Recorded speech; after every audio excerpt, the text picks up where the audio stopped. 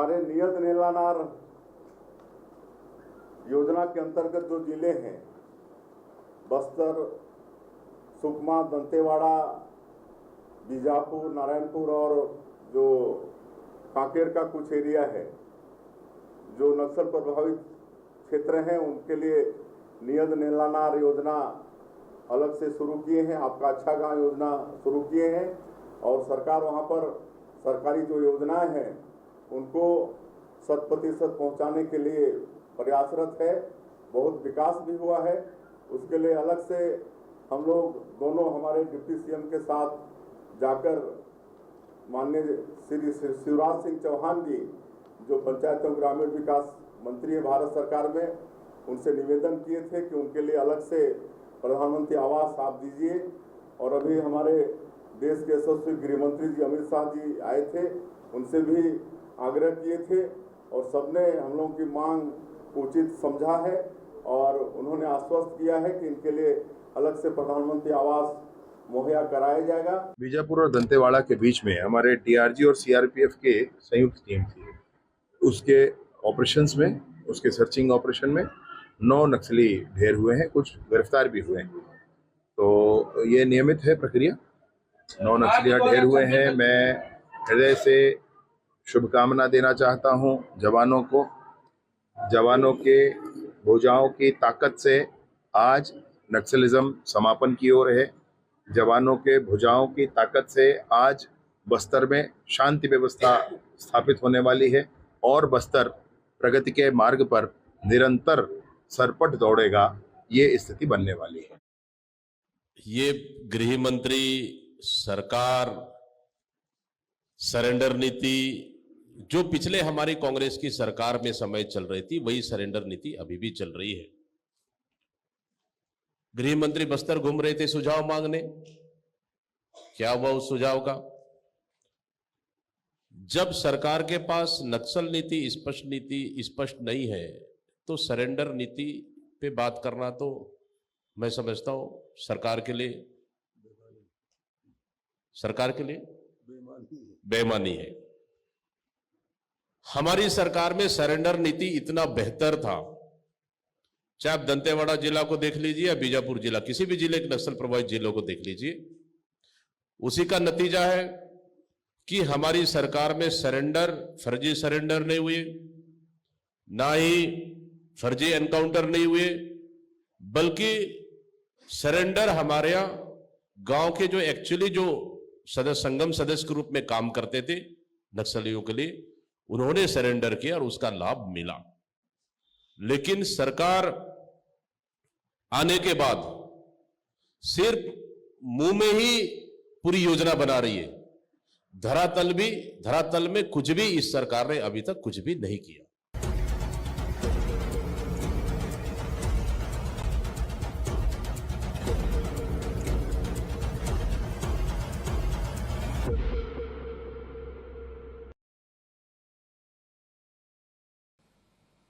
नमस्कार, मैं मोहन तिवारी। आज के मुद्दे में आपका स्वागत है और आज का मुद्दा हमारा आधारित है पिछले कुछ दिनों के पहले हुए घटनाक्रम पर और उसका असर अब दिखने लगा है। जी हां, हम बात कर रहे हैं नक्सलवाद के खात्मे को लेकर छत्तीसगढ़ सरकार की नई नीति पर। और ये पूरी स्क्रिप्ट उस समय तैयार हुई जब केंद्रीय गृह मंत्री छत्तीसगढ़ के दौरे पर पहुंचे। उन्होंने कोऑर्डिनेशन कमेटी की बैठक ली और उसके बाद जो नीतियां बनी हैं वो खुलकर तो सामने नहीं आई, लेकिन संकेत साफ थे कि गोली का जवाब गोली से दिया जाएगा और बोली का जवाब बोली से। बातचीत की राह भी खुली है, लेकिन मोर्चे पे कहीं भी फोर्स पीछे नहीं होगी और उसका असर दिखने लगा है। पिछले 2 दिन में लगातार फोर्स ने कार्रवाइयां की हैं, जिसका नतीजा है कि वर्दीधारी नक्सली अब ढेर होते हुए दिखाई दे रहे हैं और बड़ी संख्या में हथियार भी फोर्स को बरामद हो रहे हैं। ऐसे में जो शाह की राह है, जो नक्सलवाद के खात्मे की चाह है, उस पर कितना हम सफल हुए हैं, क्या ये नीतियां आगे जाकर भी सफल होंगी, इसी पर आज हम डिस्कशन करेंगे। मिल लेते उन मेहमानों से जो इस चर्चा में हमारे साथ रहेंगे। हम बहुत स्वागत करेंगे हमारे साथ मौजूद हैं इस पूरे मामले में राजनीतिक विश्लेषण रखने के लिए। अशोक तोमर जी, बहुत स्वागत करेंगे आपका। इसके अलावा हमारे साथ कांग्रेस का पक्ष रखने के लिए जुड़ रहे हैं रवि गौलानी जी, बहुत स्वागत है आपका। और बीजेपी का पक्ष रखने के लिए हमारे साथ हैं जगदलपुर में लंबे समय तक काम करने वाले तौकीर रजा जी, भाजपा प्रवक्ता, बहुत स्वागत है आपका। तो तीनों मेहमान हमारे साथ मौजूद हैं और जैसा कि हमने बताया कि लगातार फोर्स आगे बढ़ती जा रही है, नक्सली ढेर होते जा रहे हैं। पहले खबरें आती थी कि नक्सलियों ने जवानों को ढेर कर दिया, अब उल्टी खबर आ रही है कि नक्सलियों को ढेर किया जा रहा है। पहले तौकीर रजा की ओर चलते। तौकीर जी, क्या ये नीति सफल होगी? कितना हम आगे जा पाएंगे? और 2026 का जो टारगेट है, क्या हम उसे अचीव कर पाएंगे? नक्सलवाद छत्तीसगढ़ से विदा ले चुका होगा 2026 तक?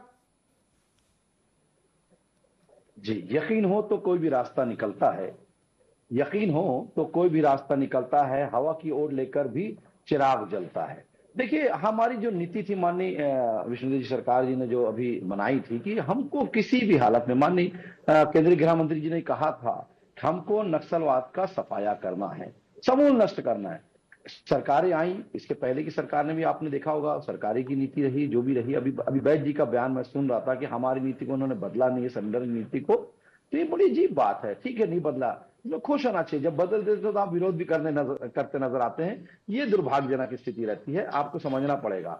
देखिए, ऐसा है, हमने नहीं बदला, लेकिन आपने ये बता दीजिए कि आपने उस सरेंडर नीति के तहत कितने लोग को सरेंडर कराया। हमारे से बात करिए, हम बताते हैं आपको। हमने आज की डेट में अगर बात करें तो हमने सरेंडर कराया है 700 से ज्यादा जो है नक्सली सरेंडर कर चुके हैं। 600 से ज्यादा नक्सली जो है 600 से ज्यादा नक्सली सरेंडर कर चुके हैं और 750 से ज्यादा गिरफ्तार हो चुके हैं और 200 से ज्यादा नक्सली जो है हमने मार गिराया। आपने 20 नक्सली का भी मार गिराया, बताइए, विगत 5 वर्षों में।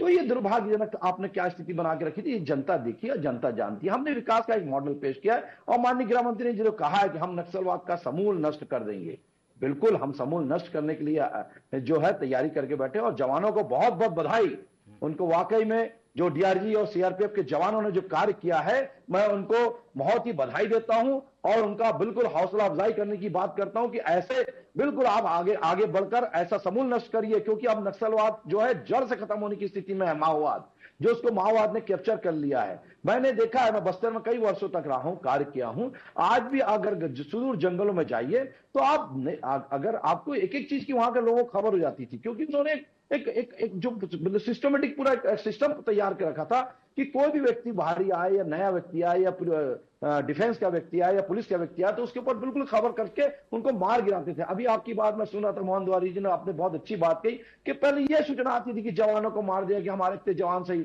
मेरे को बड़ा दुख होता था, पूरी जनता भी इस बात का दुख प्रकट करती थी, ये हो क्या रहा है। मैंने तो एक बार मैंने बाकायदा फेसबुक में रोते हुए लिख दिया था, बाद में मैंने उसको हटाया भी, क्योंकि देखिए जवान जो है मरते हैं तो देखिए जवान हमारी सुरक्षा के लिए लगे हैं, हमारे को सुरक्षा देने के लगे हैं। अब वो हम अगर वो सुरक्षित है तो हम सुरक्षित हैं।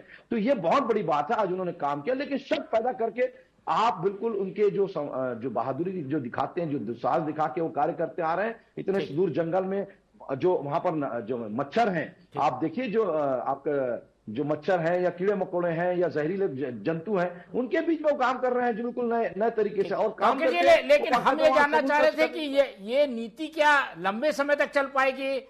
हर एक्शन का रिएक्शन भी होता है। हर बार आप मार रहे हैं, कुछ दिन ठीक लगता है, लेकिन रिएक्शन भी होगा। क्या हम युद्ध के मैदान में खड़े हैं? बस्तर क्या युद्ध के मुहाने में है? ऐसी चीजों से आलोचना भी हो रही है इस नीति की। 1-2 बार हो सकता है सफलता मिल जाए, पर क्या हर बार लड़ना जरूरी है? नहीं, देखिए, लड़ने की बात नहीं है। हमने हमेशा कहा, हमारी भाजपा की पूर्ववर्ती सरकार में भी थे, तब भी हमने कहा कि आप बुलेट छोड़िए, बैलेट पे विश्वास करिए। और हमने अभी भी कहा। तो लेकिन क्या हुआ, सिर्फ बोलने से नहीं होगा साहब, आप कुछ करके दिखाना होगा, ठोस कार्रवाई करके दिखाना होगा। इन्होंने हमेशा हमें अपने ठोकरों में रखा, हमारे जवानों को हमेशा शहीद करते रहे। आप देखिए, जवानों के साथ साथ जो बेचारे सीधे साधे जो जनता है वो भी कहीं कभी जो है बारूद की उसमें चोट, बारूद की चपेट में आ जाती थी। तो ये स्थिति बहुत ज्यादा खतरनाक थी। हमने कहा कि आप बुलेट छोड़िए, बैलेट विश्वास करिए, और आज भी बोलते हैं आप सरेंडर करिए। हम आपके लिए, देखिए, माननीय हमारे मुख्यमंत्री जी ने भी कहा कि हम उनके लिए प्रधानमंत्री आवास योजना के तहत बाकायदा कोई ना कोई हम प्रधानमंत्री आवास बना के देंगे अगर आप सरेंडर भी करते हैं और बाकायदा मूल धारा पे आते हैं, जो हमारी संविधान की धारा है, जो हमारी संविधान है, देश की धारा, प्रदेश की धारा है, उस पर आए और कानून पे विश्वास करिए, बैलेट पे विश्वास करिए और आगे बढ़िए। तो एक काफी उत्साहित और काफी मजबूत कदम जो है वो सरकार ने बढ़ा दिया है और उसका नतीजा भी दिखने लगा है कि नक्सली अब घिरते जा रहे हैं, न केवल घिरते जा रहे हैं बल्कि मरते भी जा रहे हैं। कांग्रेस के पास आएंगे, आखिरी में उनका पक्ष लेंगे, लेकिन इस तरीके की नीतियों को विश्लेषक कैसे देखते हैं? अशोक तोमर जी हमारे साथ बने हुए हैं, लंबे समय से इस तरीके की खबरों पे उनकी नजर रहती है। क्या लग रहा है तो अशोक जी, इस तरीके की नीतियों का जो है वो परिणति कहाँ पे होगी, कितनी इसको सफल देख पाते हैं आप? आंध्र में हमने देखा सफल हुई, छत्तीसगढ़ में क्या सफल होगी क्या ये नीति? देखिए, जो भी नीति बनती है, चाहे कोई भी सरकार बनाए, वो मेरे ख्याल से नीति तो सही रहता है, गलती होता है क्रियान्वयन में। अगर विकास का कार्य वर्तमान सरकार और ठीक से करे तो मेरे ख्याल से इस पे सफल हो सकती है ये सरकार। कई ऐसी जगह है जहां ये है उनके, और मैं सबसे ये मानता हूं कि अशिक्षा सबसे बड़ा, मतलब कि नक्सलवाद को बढ़ावा देने में अशिक्षा, असंतोष, अशिक्षा से असंतोष बढ़ा है, असंतोष से विरोध बढ़ा है और विरोध के चलते इसमें आ रहे हैं। फिर दूसरी बात यह है कि हमारे जितने भी ये सामाजिक या राजनीतिक कार्यकर्ता है वो गांव में जाके उनको समझाएं। हो क्या रहा है कि बस्तर शहर में से सब कुछ ये कर रहे हैं, ग्रामीण में मैं किसी कार्यकर्ता को नहीं देखता हूं कि जाके लोगों को समझाएं कि ये हिंसा है, इसके खिलाफ खड़े हो, तुम्हें कोई जरूरत हो इस नंबर पे संपर्क करो। जरा पूछिए किसी भी पार्टी से कि उनके कितने लोग जाके गांव में या ग्रामीण क्षेत्र में मिलते हैं। मेरे ख्याल से अगर ठीक से ये किया जाए, और सरकार तो है ही भाई, भला तो सबका खोजेगी, अगर ये सब नीतियों पे अगर कार्य करे तो मेरे ख्याल से सरकार सक्सेस हो सकती है। ठीक है, दोनों मोर्चे पे काम करने की बात कह रही है सरकार, क्या हो रहा है आपको लगता है? एक मोर्चे पे तो दिख रहा है फ्रंट में जाके लड़ाई हो रही है, दूसरे मोर्चे की जो बात आप बता रहे हैं विकास, सुरक्षा, विश्वास की, वो क्या हो पा रहा है? क्या उस राह पे काम कर रही है? कैसा है सरकार? मुझसे पूछ रहा है? जी जी अशोक जी। अब ये तो जाके देखने पे ही पता चलेगा। और जहां तक ये 15 मारे गए, 20 मारे गए, मेरे ख्याल से इससे ज्यादा फर्क नहीं पड़ता। इसके पहले भी कितने मारे गए थे, नेट रिजल्ट क्या होगा? उनकी संख्या तो कम होती होगी इससे? नहीं, वो तो एक ऐसा चीज है कि फ्रस्ट्रेशन लोगों में इतना ज्यादा है। अब देखिए, मैं वहां कुछ ग्रामीणों से मिला हूं, उन्होंने सरकारी संस्था पे विश्वास ही छोड़ दिया है। ये सबसे ज्यादा प्रजातंत्र के लिए खतरनाक है कि एक ग्रामीण अगर कोई प्रजातंत्र के इसमें हो जाए। तो मेरा ये कहना है कि सरकार की नीति तो अच्छी है, इसका क्रियान्वयन ठीक से करे और मेरे ख्याल से सक्सेस होगा। ये मत सोचिए कि इतने को मार दिया है इसलिए नहीं, मारना ठीक है, पुलिस का मनोबल अच्छा है और मनोबल बढ़ा रहेगा, कुछ और क्षेत्र में ये हो गए, लेकिन विकास के कार्य में लग के काम करना होगा। अगर वो नहीं करेंगे तो मुश्किल होगा। ठीक है, तो एक नजरिया ये भी है कि भाई एक ही मोर्चे पे काम ना किया जाए और केवल लड़ने से बात नहीं बनेगी, चीजों को संभालना भी पड़ेगा, सुरक्षा भी देनी पड़ेगी और समर्पण नीति जो चल रही है उसे और बेहतर करने की जरूरत है। कांग्रेस का पक्ष सुन लेते हैं। कांग्रेस के लिए हो सकता है ये आलोचना का विषय हो कि भाई हर चीज को विपक्ष आलोचनात्मक रूप से देखता है कि दूसरी सरकार क्या कर रही है, हम उसकी आलोचना करें, लेकिन नक्सलवाद ऐसी समस्या है जिससे कांग्रेस की सरकार भी लड़ती थी, बीजेपी की सरकार भी लड़ती थी। फिर भी आज दीपक बैज जी कह रहे हैं कि भाई हमारी नीति लेके चल रहे हैं, श्रेय की लड़ाई दिखाई देती है। रवि जी, ऐसा क्यों है? कांग्रेस इसके साथ क्यों नहीं खड़ी होती है? ऐसे ऑपरेशनों के साथ क्यों नहीं दिखती कांग्रेस? देखिए मोहन जी, आपने कहा कि आलोचना विपक्ष का काम है और विपक्ष आलोचना करेगा। देखिए, अभी आपने ही कहा कि दीपक बैद जी कह रहे हैं कि इसमें हमारी ही नीति है, कांग्रेस सरकार की ही नीति है। इसमें पहली बात तो ये आती है, आलोचना नहीं आती है। आजकल एक गलत परसेप्शन बन गया है कि विपक्ष का मतलब आलोचना, ऐसा नहीं है। विपक्ष जो है वो कई बार दूसरे पहलू को दिखाता है, जो पक्ष पहला पहलू देख रहा है उसको दूसरा पहलू नहीं दिख रहा है। आलोचना नहीं है, क्रिटिसिज्म नहीं है, दूसरा दिखाने का तरीका है। अब मैं आ जाता हूं विषय पे। देखिए, नक्सलियों को ढेर किया जा रहा है। मैं सबसे पहले तो हमारे सारे जवानों को बधाई दूंगा, उनकी उस कार्यशैली को प्रणाम करूंगा कि बेहतरीन तरीके से वो अपने इस टारगेट को अचीव कर रहे हैं और आगे बढ़ रहे हैं। दूसरी बात मैं ये कहना चाहूंगा कि एक तरफ तो आप नक्सलियों को मार रहे हैं, ठीक है, नक्सलियों का आतंक कम होना चाहिए, इसमें कोई, मैं नहीं समझता हूं कि कांग्रेस हो, बीजेपी हो या कोई भी पार्टी हो, हर आदमी चाहेगा कि नक्सलियों का आतंक कम होना चाहिए और विकास की धारा बहनी चाहिए। देखिए, हमारी जब सरकार थी, भूपेश बघेल जी की सरकार, तो हमने क्या किया? हमने वहां पे विकास के कार्यों को गति दी। हमने वहां पे बंद पड़े स्कूलों को चालू करवाया।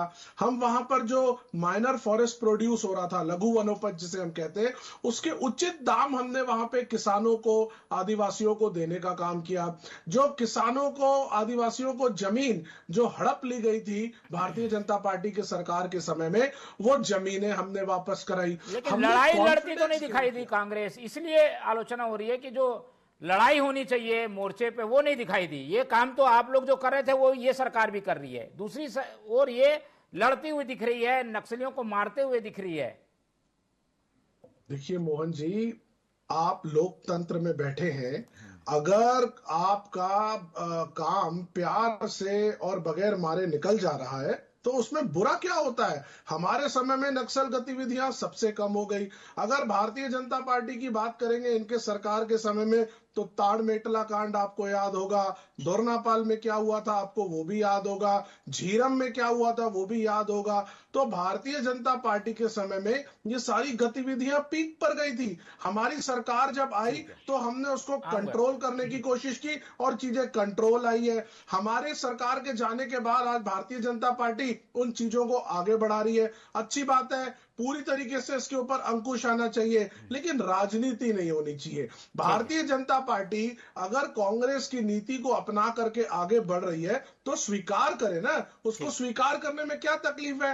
अगर वो लोग विकास की बात कर रहे हैं, इनके समय में तो नक्सल गतिविधियां पुरानी सरकार के समय में बहुत पीक पे चली गई थी, तो उसको कम करने का काम हमने किया। अभी तोमर जी ने भी जो बात कही, देखिए, आपको दोनों मोर्चे पे काम करना पड़ेगा। एक, आपको यह भी देखना पड़ेगा कि नक्सल जो अभी जैसे आपने मारे इन लोगों ने कि हमारे जितने सिपाही हैं उन लोगों ने नक्सलियों को मारा, कल ये ना हो जाए कि उनका कुछ और ऐसे लोग हैं जो नक्सली बन जाएं। तो हमें वो भी तो कंट्रोल करना पड़ेगा कि एक तरफ हमारे जो वहां पे आदिवासी भाई बहन है उनका कॉन्फिडेंस सरकार के प्रति रहे, उनका कॉन्फिडेंस लोकतंत्र के प्रति रहे, और दूसरा जो ये इन गतिविधियों में लिप्त लोग हैं उनकी संख्या कम हो। अगर मान लीजिए उल्टा हो जाता है कि एक तरफ तो आप लोगों को मार रहे हैं और दूसरी तरफ उनकी तादाद बढ़ती चली जाएगी, तो मोहन जी ये भी खतरनाक है और खतरे की घंटी रहेगी। तो हर एंगल पर काम होना चाहिए, तभी सही मायने में मुझे लगता है कि इसके ऊपर हम कंट्रोल ला पाएंगे।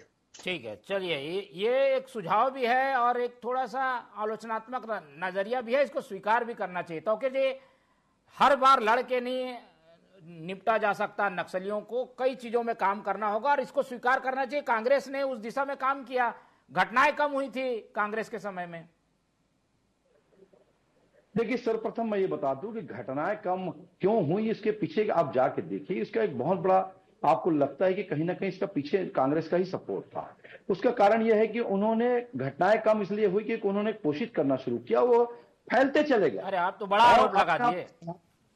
बिल्कुल कांग्रेस का सपोर्ट आता, मैं आपको सबूत के आपको नाम के साथ बता दूं, बोलेंगे तो देखिए वो फैलते चले गए। पहले मेरी बात पूरी हो जान दीजिए। वो फैलते चले गए, वो पोषित होते चले गए, और पोषित करने वाले थे कांग्रेसी। और इसका जीता जाता उदाहरण है भूपेश बघेल जी। भूपेश बघेल जी ने अपने गोद में बैठा के रखा था अर्बन नक्सल को, ये सब जानते हैं, आप भी जानते हैं, कौन नहीं जानता। अर्बन नक्सल को लाल बत्ती लेके बैठे रहे। और आपको बता दूं, जब झीरम कांड हुआ था तो झीरम कांड के सबूत की बात करते रहे। झीरम कांड जब हुआ था तो क्या हुआ था वहां पर एक आपके व्यक्ति का, आपके कांग्रेस के नेता जो है, गाड़ी लगी, चाबी मिल गई और चले गए, नक्सलियों ने मारा। आज के विषय पे बात करिए ना जी, क्या नीतियां ऐसी है कि उसको परिप्रेक्ष्य में लेकर आप लोग नीतियां बना रहे हैं, लड़ना पड़ेगा, भिड़ना पड़ेगा, ये सारी चीजें हैं? क्या बोले थे, कहां भाग गया था, किसकी गाड़ी मिल गई, कैसे तू निकल गया, ये वीडियो वायरल हुआ था, ये सब जानते हैं। और रही बात झीरम कांड की, भाई साहब जरा ये बता दीजिए रवि भाई, झीरम कांड के सबूत आप अपने पूर्व मुख्यमंत्री से मांगते क्यों नहीं है?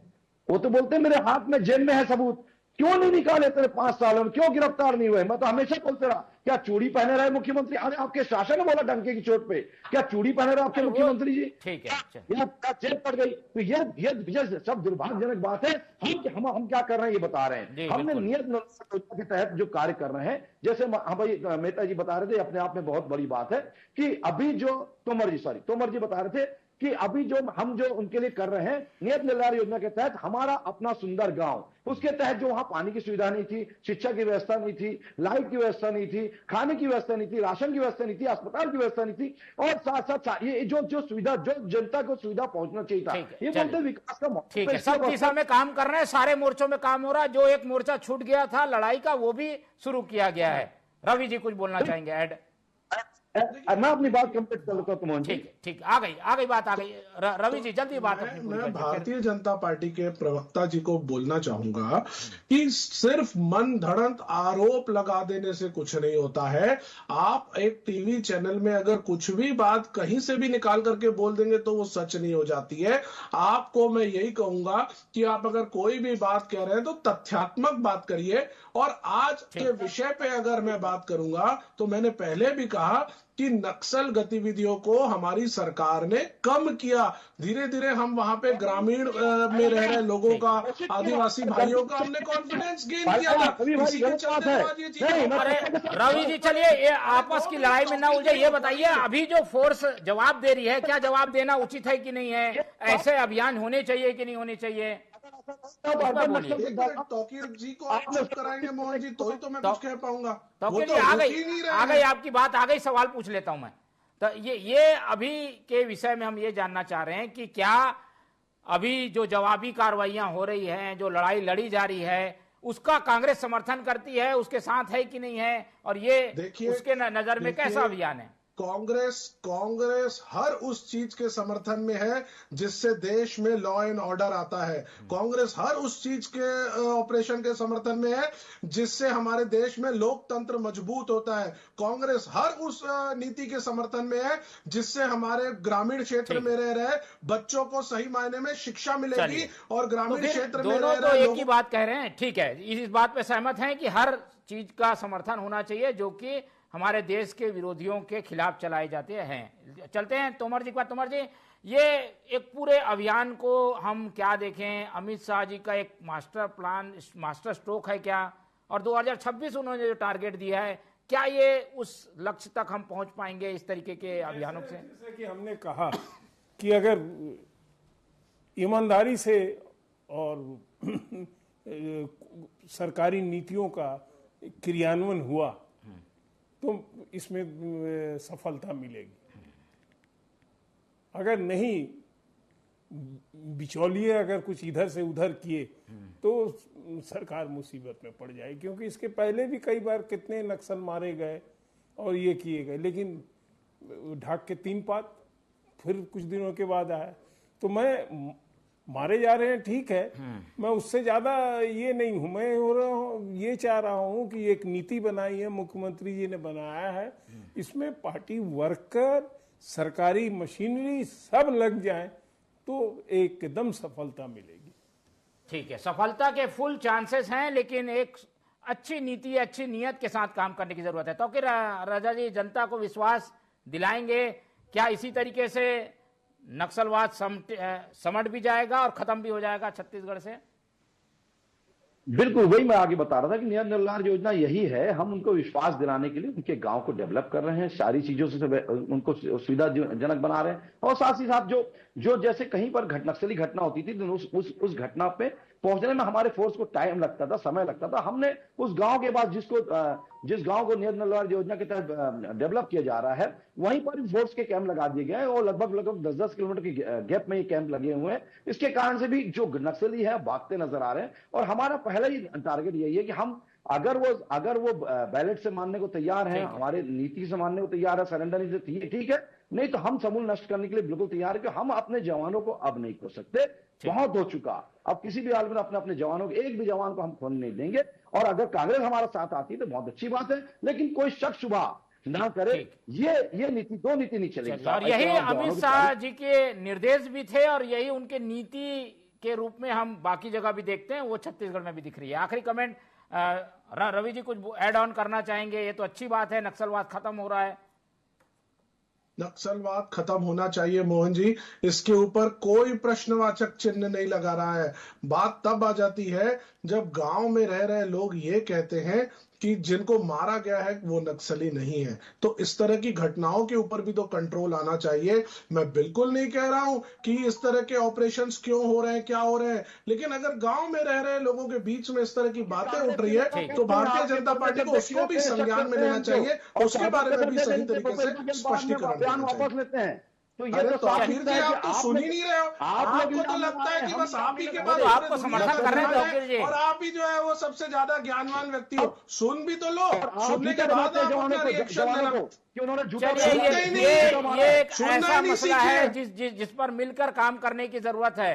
जी, बात मैं जवाब दे रहा हूँ। आपके नेता ही ऐसा बयान दे रहे हैं, ये दुर्भाग्यजनक है। अपने नेताओं को बयान से रोकिए ना। क्यों ये बोलते हैं कि भाई नक्सलियत नहीं? आप सीआरपीएफ और डीआरजी के जवान जो मार रहे हैं वो उनके ठीक है। ये शायद जो कांग्रेस और भाजपा की नीतियों में अंतर है वो वही हमें यहां पर भी दिखाई दे रहा है। शायद एक दूसरे से ये दोनों पार्टियां कभी सहमत नहीं रहती, इसलिए नजरिया दोनों पार्टियों का हर मुद्दे पर अलग रहता है। लेकिन नक्सलवाद है जिसे खत्म होना चाहिए, ये हर छत्तीसगढ़ वासियों की एक तरीके से सोच है और इसी को सब लोग समर्थन करते हैं। इसी फाइनल नोट पर चर्चा खत्म करते हैं। हमारे साथ अशोक तोमर जी जुड़े, उनका बहुत धन्यवाद। हमारे साथ तौकीर रजा जी थे, उनका बहुत धन्यवाद। और रवि गौलानी जी ने हमें अपना समय दिया, उनका भी बहुत बहुत धन्यवाद। तो तीनों मेहमानों का धन्यवाद करते हुए आज की चर्चा यहीं खत्म करते हैं और आप लोग से रखते हैं उम्मीद कि आप लोग देखते रहेंगे TV24। रखिए अपना बहुत ख्याल। नमस्कार।